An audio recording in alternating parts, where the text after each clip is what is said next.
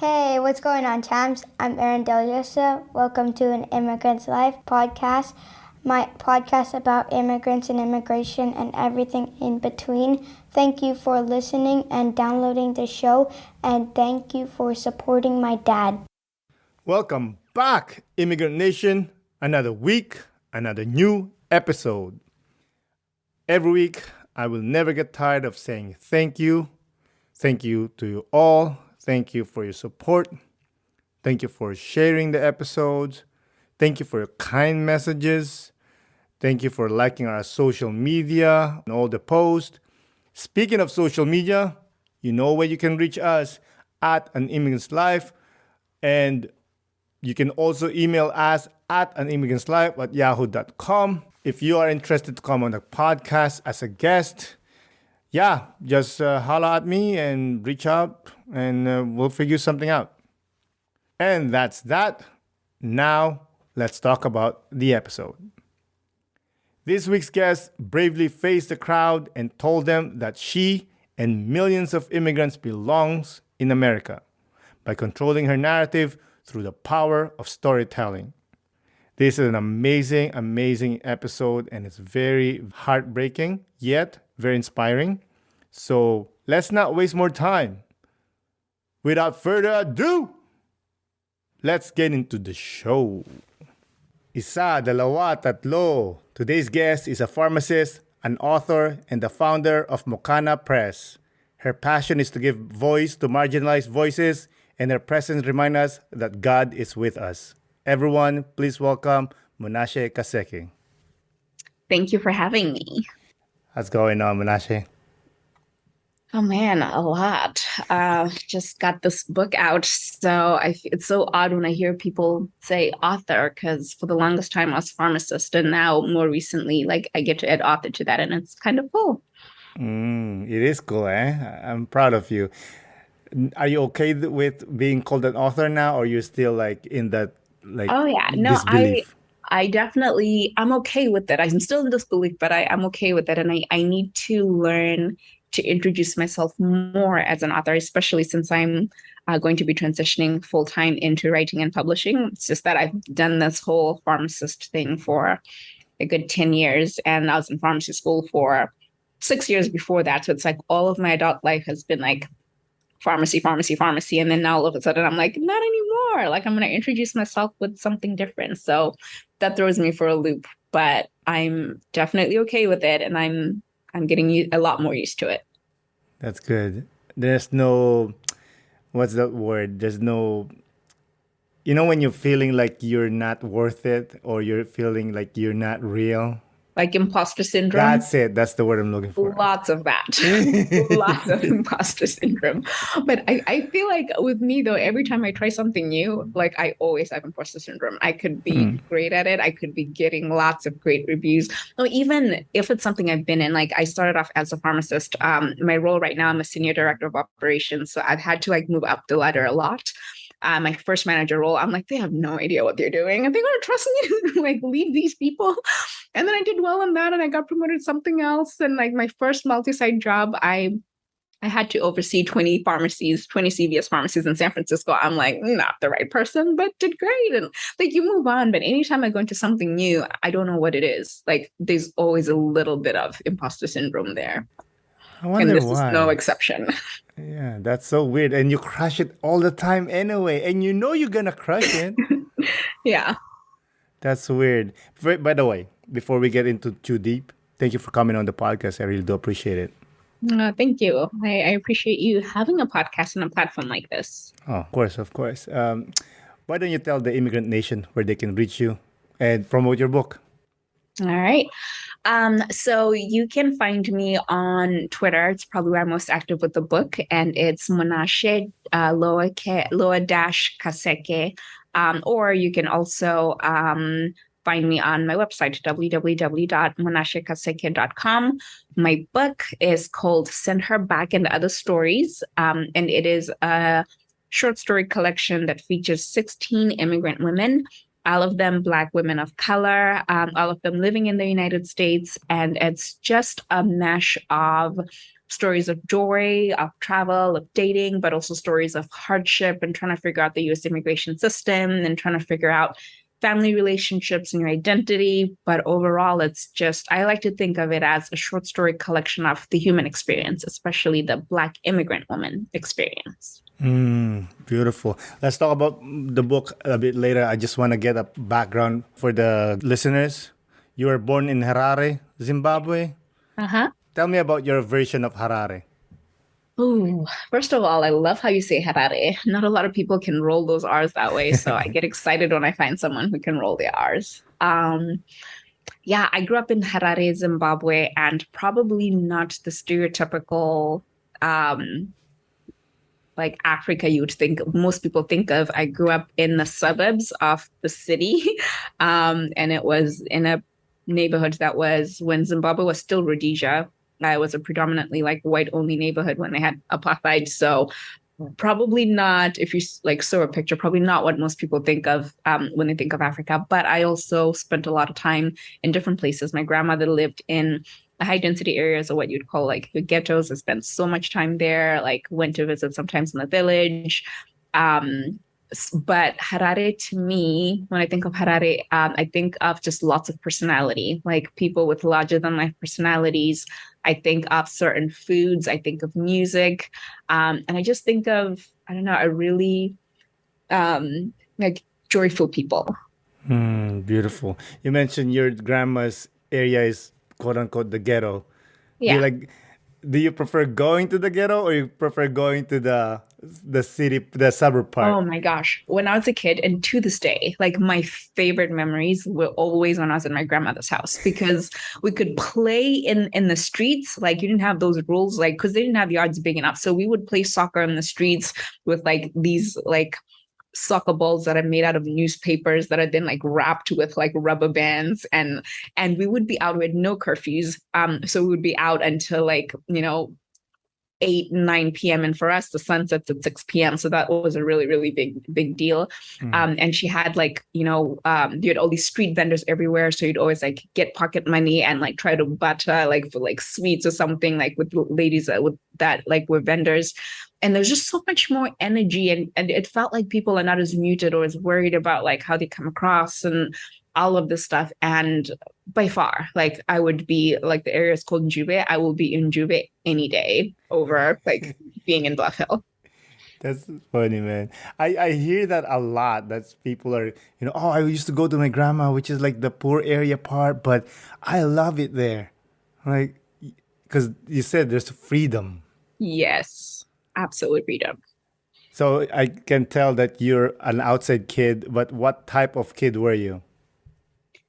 Ooh, I was a really curious kid that tried everything. The moment I like heard about something new, I wanted to try it. I wanted to be on the volleyball team. I wanted to play tennis. I wanted to try out for basketball. I wanted to be in the plays.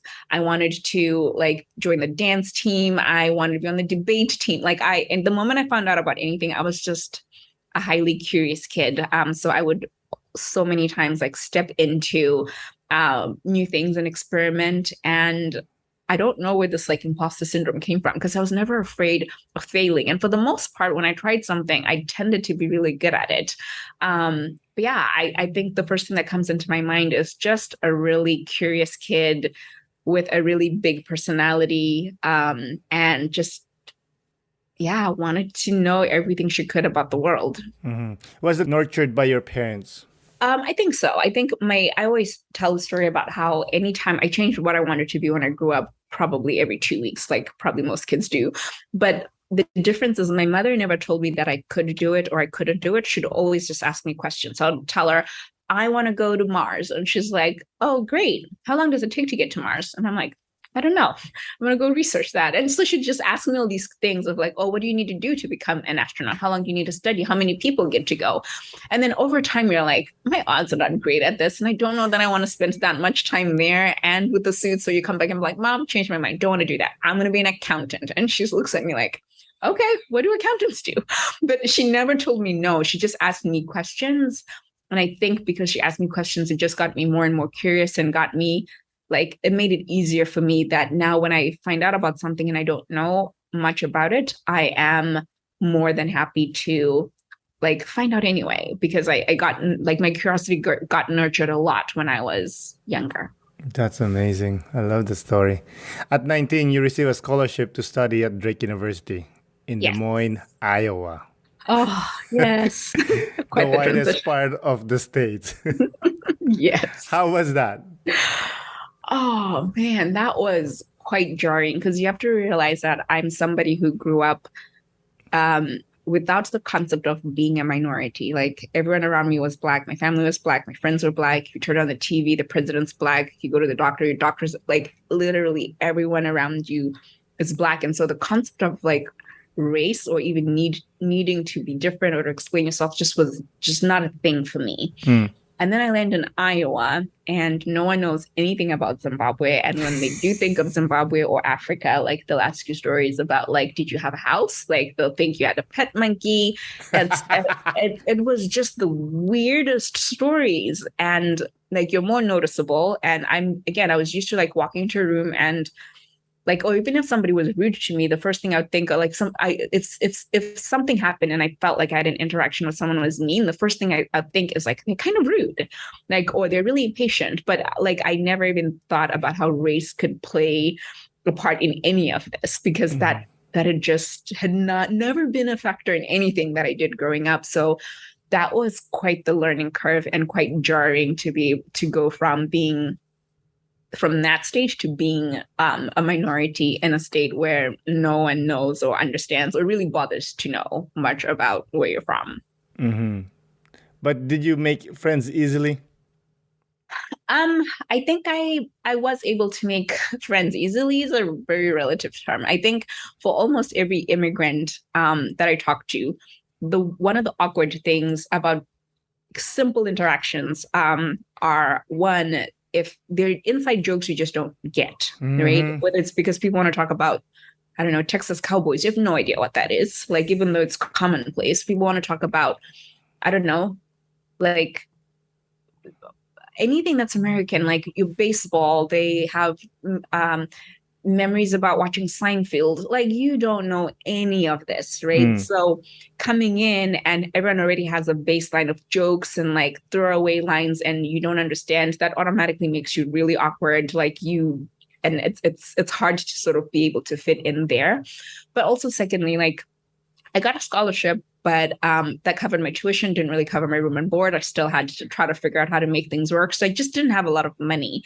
And so when people were like, hey, let's go, I don't know, ice skating first, I hadn't even been in the cold to see the snow. I'm like, I don't know how to do that is one. And secondly, I don't have the money to do that. And it felt like you needed to have money in order to make friends. Because if people are like, let's go to the movies, I'm like, I don't have money for the movies, I'm not going to go. And then over time, people just stop inviting you for stuff because you always say no. But it's not because you don't want to go. It's just because you got to figure out how to eat. So I don't know that easy was the right word. But I did, like, over time find little people who became my tribe. I had like a few people who were like other international students, and I became close friends, but also some American students who were patient enough and like curious enough that, over time they would invite me over to spend time with their families, and I would learn a lot and they would learn a lot from me. So yeah, over time, I definitely did make some really good friends, some who are still really good friends to this day. Were you working? So as an international student, I could only work on campus and I could only work 20 hours a week. And mom and dad doesn't send you money? I sent them money. Boy. I sent them money. It was the other way around. Like, Zimbabwe was going through like this crazy inflation time for most of the time I was in college. And yeah, that's when they were like bringing bricks of cash, right? Exactly. And it'll be like $1 equals, I don't know how many billions of dollars, right? So then I'm like, okay, I'll send you $20. And all of a sudden they're like trillions of dollars. And like, so no, they were not sending me money. I was sending them money. So yeah. Wow. That's crazy, man. Doctor of pharmacy. Why did you choose to be a pharmacist? I think similar to what I was saying about like me being like a curious kid, I think it was always a process of elimination. To start, I think because when you grow up in a place like Zimbabwe where I don't know, the concept of doing what you love is not necessarily your number one thing that drives you. It's you do what's practical. So it's like you want to grow up, you don't want to be poor, you want to have a decent salary. Like, what does that look like? And I always thought maybe I'd end back up in Zimbabwe again. So you start looking at what careers pay you decently. And that's like your first choice. And then secondly, I happened to be good in math and science. And universities tend to be a lot more selective for programs that require math and science. But my mom's a midwife, and I thought her job was so disgusting and so gross. So I'm like, I'm not doing that. I'm not going to be in the medical field. And then pharmacy was like, okay, fine. I guess it's not that disgusting, still math and science, and I can make a decent living. So pharmacy it is. So unfortunately, it wasn't like one of those cool, like, I've always wanted to. It was just like, okay, practically, how do you make this work? And that's what I did.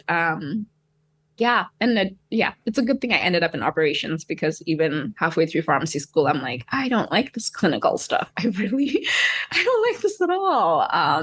But I found out that I could have a different role where I could still be in the pharmacy field, but work in operations. So I really only worked as a clinical pharmacist the first few years of my career while I was like building that like backbone. And then after that, I've been in operations roles ever since, and I am more than happy in these roles.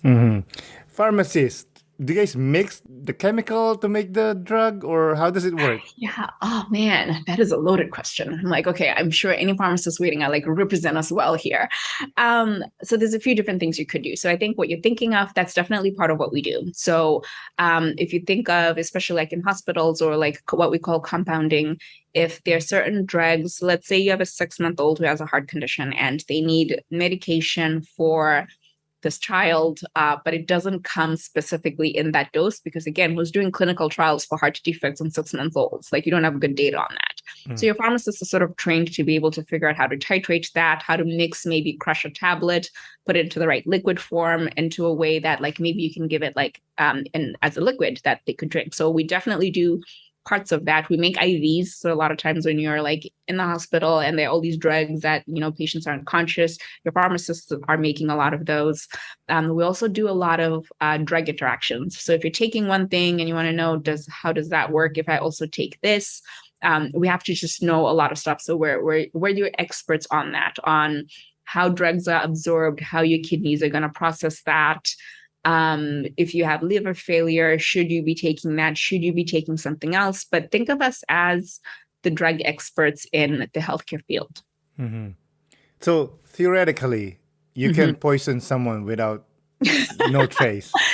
Theoretically, right? I'm like, should we redact that just in case someone in my life dies soon? No, I'm sure I could figure it out if I wanted. You know what I mean? Like at one time I was watching, the show 2020? Yeah. And there's this lady, she was a nurse and her husband was a doctor. And she was dropping cyanide in her drink every day, just a drop. Wow. It took like a while, but then one day the drop dead because apparently cyanide stays in your body. I didn't know this. And no one knew, he was just dead, right? And I don't know how, but one of the detective was like, you know what? Let's check if there's something happening here. And they found out there's cyanide in there, and they figured out.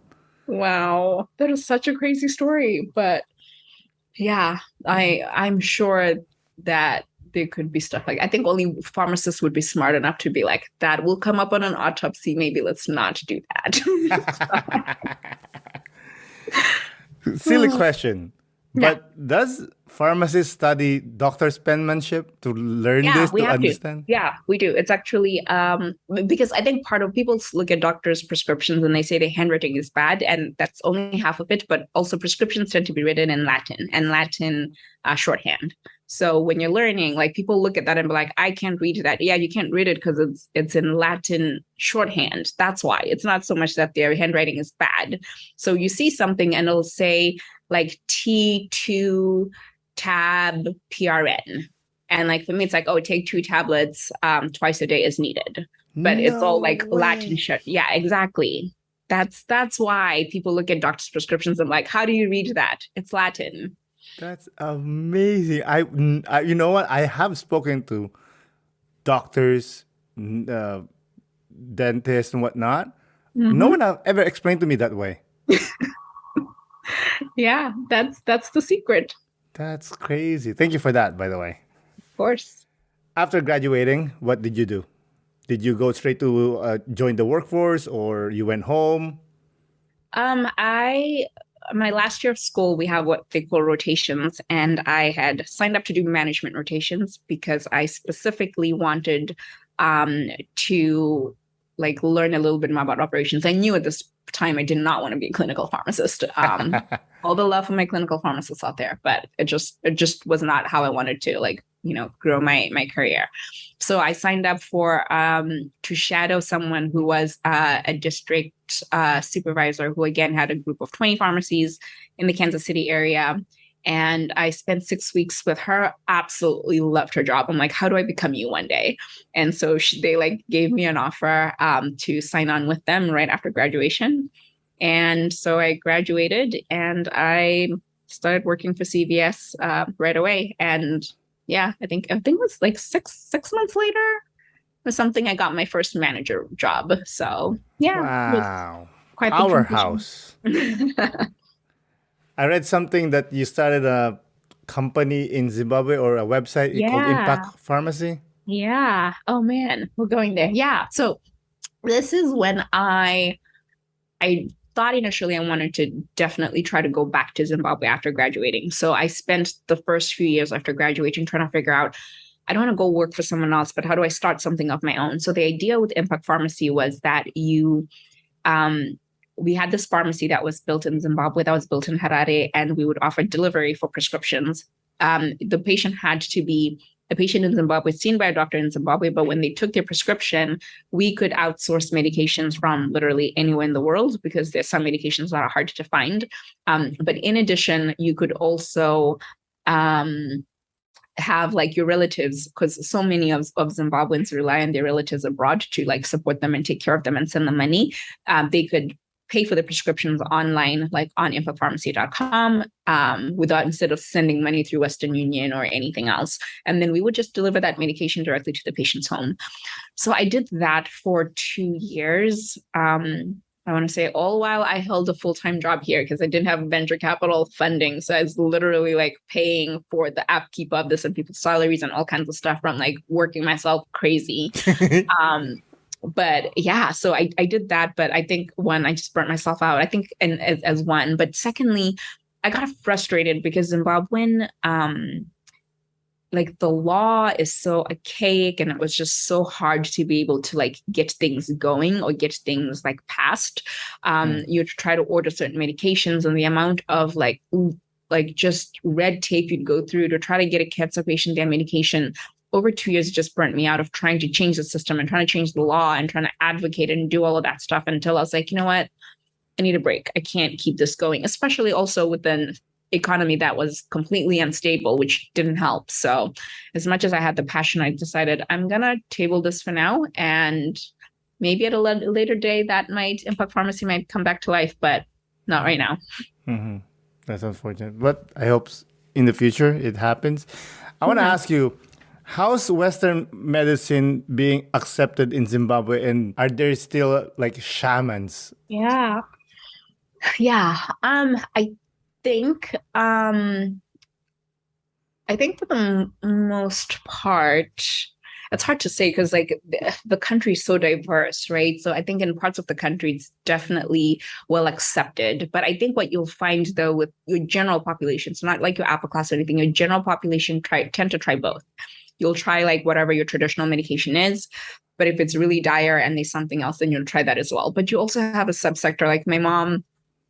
She works in a community where she's always telling me a lot about, like, I guess similar to what's happening in the US as well, where you have like kids who are dying of things like measles and like completely preventable. These vaccines for that have worked for so long. But again, people are just like, oh, I don't know about Western medicine. I don't want to get this. And you end up with outbreaks, especially in communities where people like live in clusters. Like it's so easy for that stuff to spread. And so you also have a subset of that. So I don't know. I think it's probably a mix. Like some populations definitely buys into Western medicine, others completely don't. But I think the healthy middle is somewhere in the middle, right? Like where you do like do your research and figure out like, what works well for medications. But I think there's definitely something to be said about not just like whether it's Zimbabwean, but just like Western medicine, like Eastern medicine, or anything else. Like I think there's room to be able to say, hey, like we might not have the same scientific studies to show exactly how this works. And I might not be able to tell you what receptors it works on and like how it's going to get like cleared, but it's not to say that any of that stuff doesn't work. Right. And I think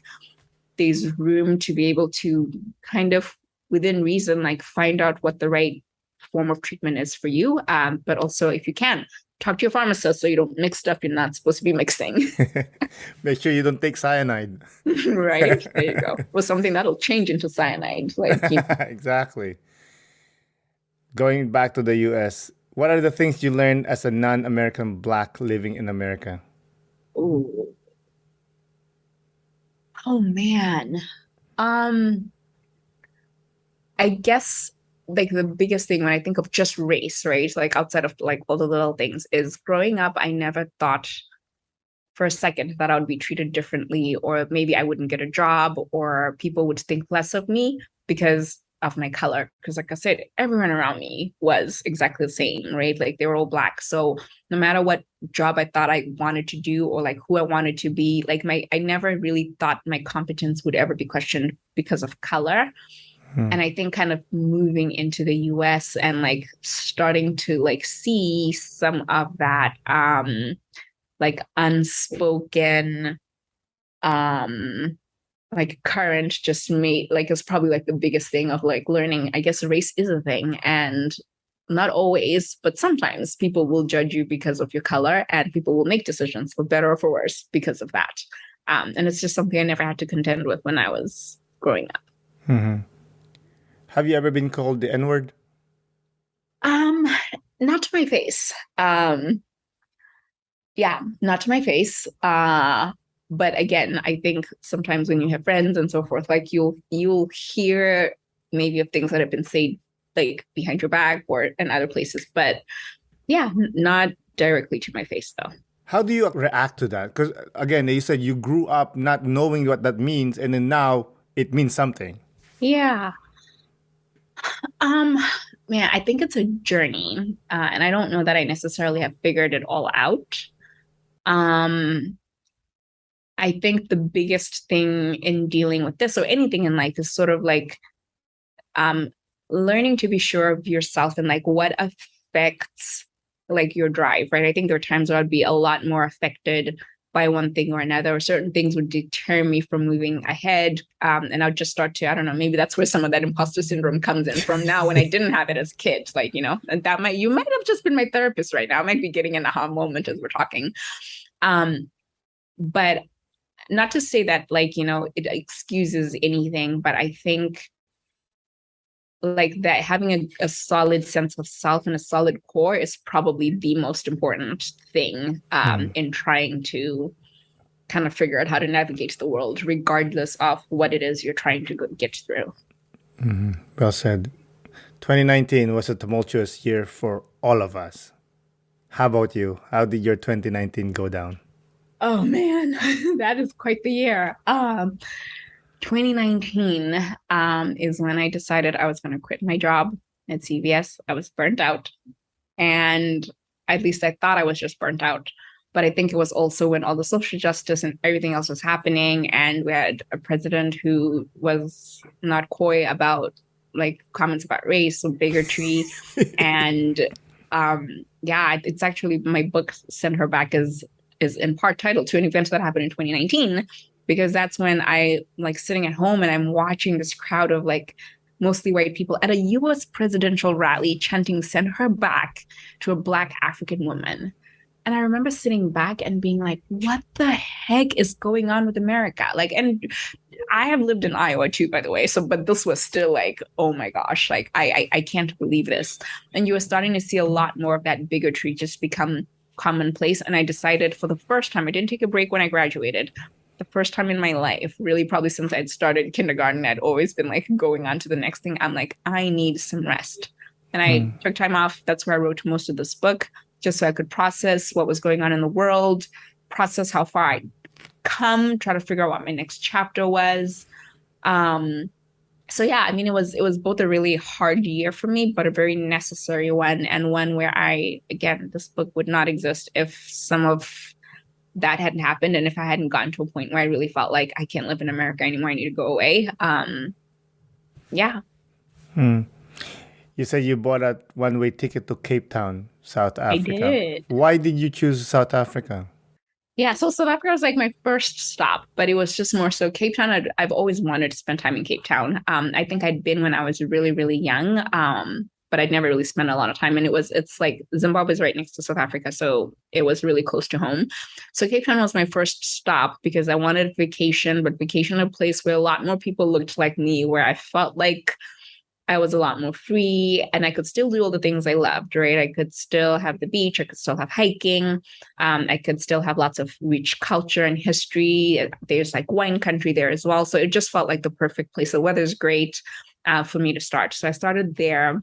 And then after spending time in Cape Town, I decided I was going to go back home. So what's crazy is my first 4 years, I was so broke and so poor. I didn't go home for 4 years. I didn't see my family for 4 years after I moved from Harare. Like literally didn't see my family for 4 years. And then after that, like when I would work, because I had like a regular day job, if I was going for like 2 weeks at a time and coming back. And I wasn't going very often. And I felt like, I mean, so much had changed. Like my older brother had gotten married. I had a new niece and nephew. Like there was just so much going on. And I like had never met them. And I decided, you know what? I need to go home and I need to just spend an extended amount of time. So Zimbabwe was my next stop. And then again, other places in Southern Africa, like went to Mozambique and like a whole bunch of other places. But I think wanted to be in a place that felt a little bit like home. What were you doing when you were traveling? Were you just literally just being a tourist? Like most of it's like I said, is when I wrote my book. So I was being a tourist. But I would also sit back and just think and reflect and try to process. So it's so crazy to think I went from Zimbabwe to Iowa to this job to like, Kansas City, then San Francisco. And then I tried to start this business and I was like doing that while working another job. Like I had gathered so much rich experience. And then the US is going through this crazy political time. But I'd never really taken time to sit back and think about that or to process. And this felt like the first opportunity I was getting to actually be able to process. When did you go back to the US and why did you go back after all the craziness? COVID hit and borders were going to close and I needed to decide where I was going to be. And I'm like, I'm going to need to get a job again and start working soon. I don't have that much money saved forever. So I'm like, okay, let's go back. So that was the big thing. So it was COVID. So yeah. If it wasn't for COVID, you would have stayed? Probably longer. I mean, I hoped to take a full year off, but it ended up, not being quite as long. But yeah, it probably would have been longer. Goddamn COVID, eh? Yeah. But then again, you would have never wrote your book. Well, I wrote it during COVID. So I think my book would have still been around because I was writing it while I was on break. So the book would still have been happening, like whether COVID had happened or not, because I was already writing on my break. But do you think COVID amped that up, like helped? Oh, yeah, for sure. For sure. Especially the editing part, because then now it took me, I want to say like 2-3 months after coming back to kind of find a job that I felt like would be a good fit to get back into. And a lot of the other editing of the stories and really fleshing them out happened during that time. So, yeah. I don't know if you actually mentioned the book name. It's Send Her Back. Yeah, it's called Send Her Back because it's a short story collection. The nomenclature and short story collection sometimes is and other stories. So it's called Send Her Back and Other Stories, which is just kind of publishing lingo for short story collections. Why did you choose to do a short story collection rather than a novel? Because I wanted to tell multiple stories. So I have people who just lived in the US, just moved, like don't know the first thing, seeing snow for the first time. I have characters who are so unsure of themselves and who they are. I have well-formed characters. I have single mothers. I have people who are thriving and doing all kinds of stuff. I have, like characters who are figuring themselves out and trying to figure out how to make things work in the US. And I wanted to be able to tell stories from all of those angles. And usually when you have a novel, you're sort of sold into one character, and of course you can have multiple things happen to them over the course of their life. But I really just wanted to tell like these short snippets, but really poignant, of like what the immigrant experience could be from multiple angles, and from like whether that's multiple angles of how well someone is doing, or like how sure of they are of themselves. Yeah. This podcast was actually originally a short story collection. Oh, really? Yeah, I was writing a short story collection about immigrants. Oh my gosh. Yeah. Is that ever going to see the light of day? I don't know. Well, there's Mukana Press. Would love to read it. And we publish just authors from underrepresented communities. Thank you. I appreciate that. I'll think about it. That means a lot to me. I have, I think, 7 or 9 stories ready to go. Oh my gosh. Okay, you got to let us read it. I mean, the thing with me is there's so much from underrepresented voices, but not just voices for the sake of voices, but voices that are passionate about what they do.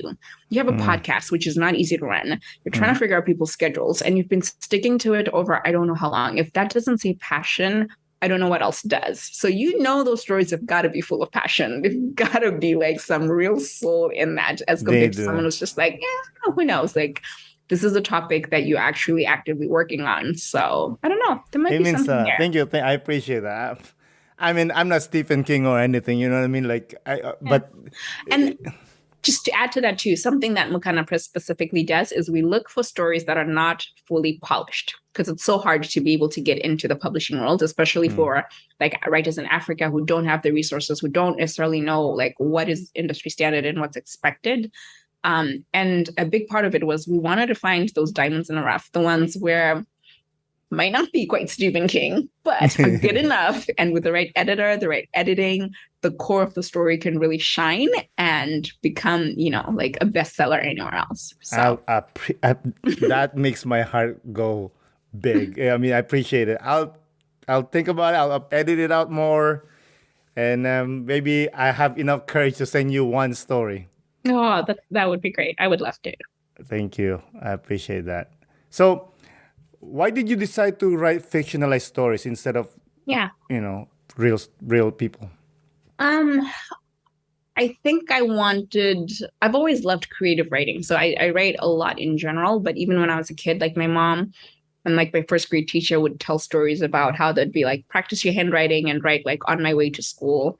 And like you had to just write 4 sentences about what you saw on your way to school. And I would have these elaborate stories about like my house burnt down and I got like bit by a dog, and they'd be like Munashe. But there's something about the creativity in stories where you can still tell truth, but evoke emotion in a way that you want to. It's sort of like your world is not constrained anymore if it's fiction. So almost everyone like who reads my stories are like, are these fiction? These read like real stories. Like, are you sure this? Because I try to make that emotion really shine through.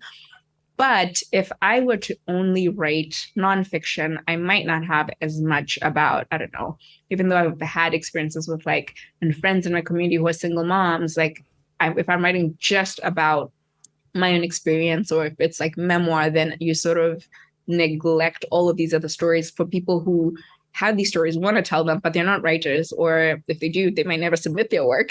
That's a dig on you. But like, and I wanted to make sure that like all of those stories are told. So, yeah. Beautiful. Who did you base the characters from the book? Yeah, a combination of like either stuff that I knew in my community, or sometimes I didn't necessarily. It's funny the way I write. Sometimes I'll start with a plot in mind. Sometimes I start with a character in mind. And when I start with a character in mind, I know exactly who she is. So I have this story called Soro, and I knew I wanted a story, this like badass woman who's like super confident and like doesn't care whatever's going on around her, doesn't care that she's an immigrant or people think of her as a woman of color. She just does her own thing, and she's going to trample all over you if she needs to, because she's that unapologetic. And it's just like, I'm not going to try to be the good kid here. Like, I'm going to do whatever it takes to get in my way. So I knew I had her. but I had no idea what her story is or where it was set or what her circumstances were, but she sat with me for a while. And then in other places, I knew just because, for example, like there's so many Zimbabweans, especially because of the economic downturn, that I wanted to write a story about that. Like there's so many people who are burdened with taking care of their families and they love their families so much, but the toll that it takes is just way too much. And so I just wanted to be in a place where I could tell that plot, but I didn't know who the character was or the circumstance she'd be in, or like, so yeah, sometimes I'll start from like a plot standpoint and other times I start from character. So it's not always necessarily like the inspiration is something in my community. It could just be a topic that then turns into a character. I like that. I do the same thing. Sometimes it's a story and then I'll work back, or sometimes a character and then I'll move, and then I'll just add the details. Exactly. Yeah. What's the hardest part of writing a book? Editing. I hate Without a editing. doubt. Like it's editing. I don't know how many times you go through edits and you have to like work through something. You start with the bones. The fun part is like coming up with the characters and the storyline and putting it all together, but getting it into a place where it's polished, where like your prose is good, where there's enough detail, where somebody reads it, they get exactly what you're saying and the nuance and culture without bogging them down with too much detail and explanation. Like that whole balance is by far the hardest thing. I completely agree. That's the work. Yes, that is the real work. Because writing, like you said, creating the characters, creating the story, that's the fun part. You could just do whatever you want to do. Yeah, exactly. But then it's editing and it just bogs you down. Yeah. Was there a moment that you almost stopped finishing the book? Yeah. I mean, the funny thing too is I didn't even know that it was a book initially. I joined the San Francisco Writers Workshop, and every week you would bring in a piece and you'd read it, and then people would give you like feedback and critique it. And I would just write like a piece each time and get critique. And over time, I was like, wait a minute, there's some theme here, and like when I went on this break, I think I had like 4 stories written already. And of course, there was going to be a theme. In hindsight, I'm like, I'm a Black immigrant woman. Of course, that's what my themes are about. So it could be a happy story about like doing great, or it could be a story about finding a place in the world, or it's a story about, I don't know, like something as silly as how much I hate the snow. Like, but of course, there's a theme. And so when I realized that, oh, wait, there's a theme here, I started to do that. I think the editing piece was definitely the part that made me feel like, I don't know if this will ever be like ready, right? Like, because you're like, I love the bones of it, but the amount of work it's going to take to get this ready. And even like, I didn't even finish the editing then, right? Like even after that, I got a new job that I loved, and I was starting to like get back and trying to ramp. And when you're trying to do that, that's just completely different, right? So yeah, I think the editing part definitely had me in times where I thought this might never see the light of day. Did you ever think of hiring an editor? Oh, I did. I totally did. I had multiple editors. There's no way you can do it on your own. Just no way. I think if you're going to do it well, especially when you're writing the way I do, you need beta readers. You need people who know what they're doing. So you need a developmental editor who will help like just kind of make you think. And I think the best editors, like I love my editor so much, especially my developmental editor, because she just asks questions like, oh, this is intriguing, tell me more. Or like, well, what is she doing? Is she sitting while she's doing this? Is she standing? Is she like, oh, I can't quite see the scene around here. So she's not like telling you what to write. She's just like poking at your imagination on a story that you already have. So you start to build on the bones around that. So yeah, but yeah, I had that editor, and then I had like a copy editor who'd go through like the prose and kind of how stuff reads. And then of course you have your proofreaders after, and all the way through I had lots of beta readers just so I can get like initial reaction to a story. And then I could clearly see that one's a hit, that one's not a hit. Probably scratched 3 stories that were originally supposed to be part of the book, didn't see the light of day, added 2 more. So like, yeah, like if you are thinking of writing, it's not even a question to anyone out there listening whether you need an editor. Yes, you need an editor. How proud were you when you finished the book? Oh, so proud. And especially now that it's actually out. I think that's the that's the relief part. Like, man, this is done. Like, and it's out in the world and it's getting reviews and really good reviews. And I'm just happy and so proud that it's finally out in the world. I'm hoping to read it. Apparently, I'm gonna get a copy. Thank you, by the way. I can't wait for you to get a copy. Yeah. Yeah, I can't wait. You alluded to this, the Mukana Press. Why did you start Mukana Press? What's the goal? Yeah. So I'd gotten a couple of publishing offers, mostly from small presses. And the more that I sat with these small presses, the more I realized that I kind of didn't want to be bound to their contracts. And not to say that the contracts are necessarily bad. It's like standard publishing stuff, but it's just, I don't know, just not necessarily what I wanted to do. And most of them, especially the small presses, the more you looked into them, it's like, oh, this is a small team of like 5 people. And they have like all the people that have the right like strength to be able to make it work. So I ended up being able to, the difference between this and like Impact Pharmacy, I think, is like we actually got funding, right? Like thankfully being in Silicon Valley, we have funding, does not have to come out of my pocket to like go do this and do it well without penny pinching, without worrying about marketing, without worrying about like all of like, can I afford an editor? Like we could just do all of that. And then just hire the right experts to be able to take on everything. But in addition, I think I used to read a lot of like Western literature when I was a kid. It's just what was available to me. And once I started getting into college, I was reading stories from like minorities from all over the world. And there's so many rich cultures and so much that was untold. And it just brought something alive in me. And I was like, I want more of these stories. And even now, I don't think that enough of those stories have been told, which is why when we started Mukana Press, we were like, okay, this is going to be only authors from traditionally underrepresented groups. And we're not going to compromise on that, no matter how great a manuscript is. And even if we think it could sell millions, if it's not part of this core, it's not what we're about. Like we want to amplify those voices. And yeah, like I said, looking specifically for diamonds in the rough, for maybe authors that would never have been published if Mukana Press didn't exist. Actually, that's one of the questions I want to ask. If there's a book that was written by a quote unquote white man and it's well written, we're talking about like the next Jan Steinbeck over here, you know? Would you be willing to publish it? Absolutely not. No. Let that go on record today. If Mukana Press ever does that at any point, pull out this interview and say, but you said, we believe that to our core. That is not to say that that book shouldn't see the light of the world. It should.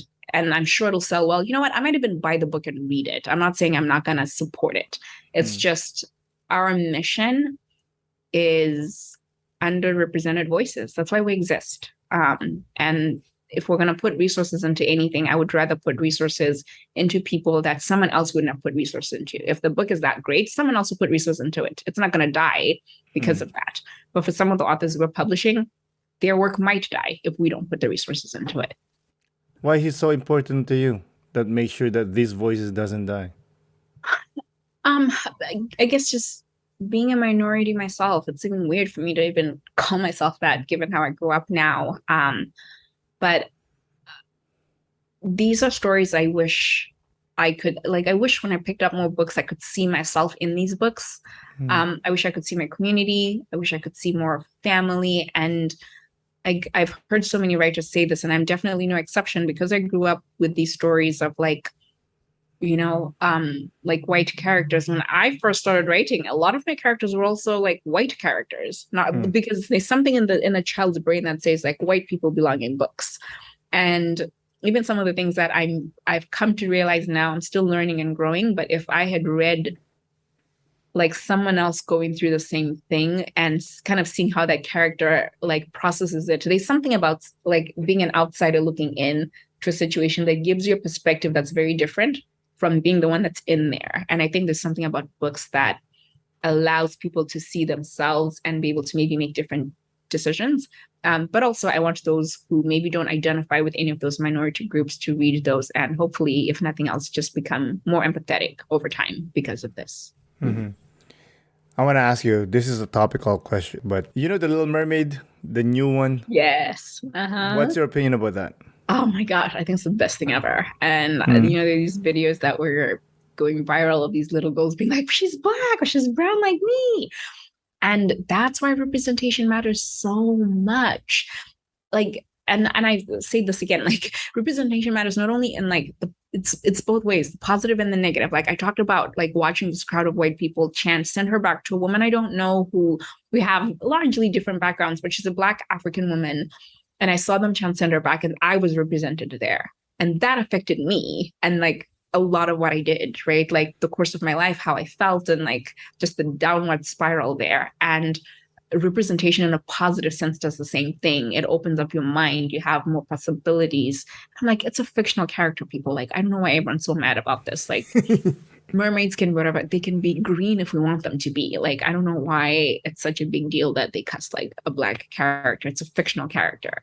So it's so funny because everybody's freaking out about this. But in the Avengers, what's the name of the character? Samuel L. Jackson's character. Yeah. In the Avengers, that's originally a white man. And now, like, no one said anything because it's Samuel Jackson. He's the coolest guy ever.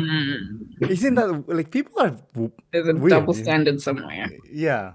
And I like what you're saying there about the representation, because I just had recently a conversation with, quote unquote, a white woman saying, oh, I don't understand why there's different emojis, different shade of skin emoji. I'm like, because it's nice, you know, we're represented.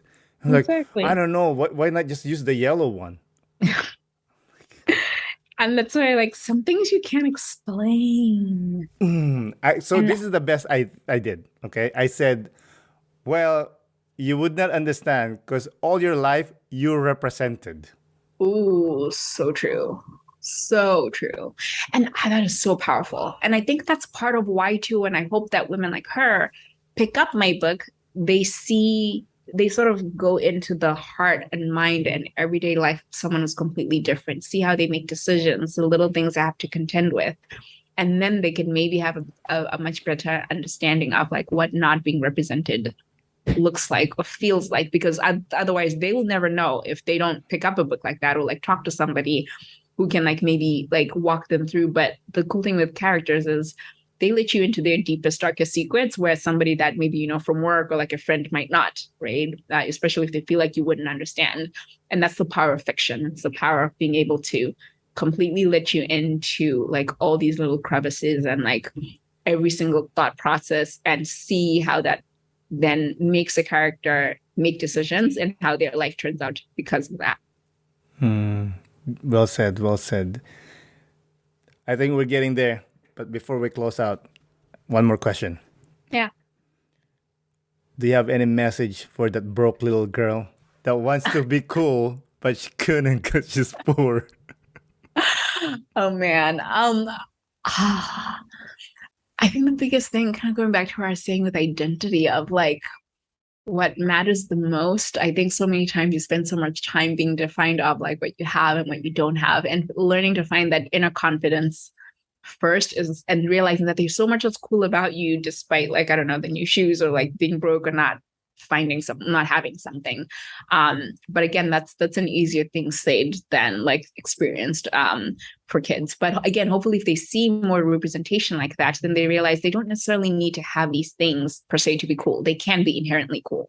That's one. But also just hang in there. Life will get better, like, right? Like keep working, keep like at some point things will turn up. Again, something I love to do with my fiction sometimes, where just because that's where a character is now, it doesn't mean that's where they have to stay, right? It's a dark time, but you turn the page and the next story, it's a great life, and this next character is doing great, even though it alludes to the fact that maybe it hasn't always been great. So that also gives us hope that things can turn around. Wise word from a wise woman. Again, Munashe, thank you for coming on the podcast. I really do appreciate it. Thank you. It's such a pleasure getting to chat with you. Amazing. Have a good evening. Thank you. You too. Bye. Bye. Again, Munashe, thank you for coming on the podcast. I really, really do appreciate it. Thank you, listeners, for listening. This is Aaron Del Yosa for An Immigrant's Life. I'll see you guys later.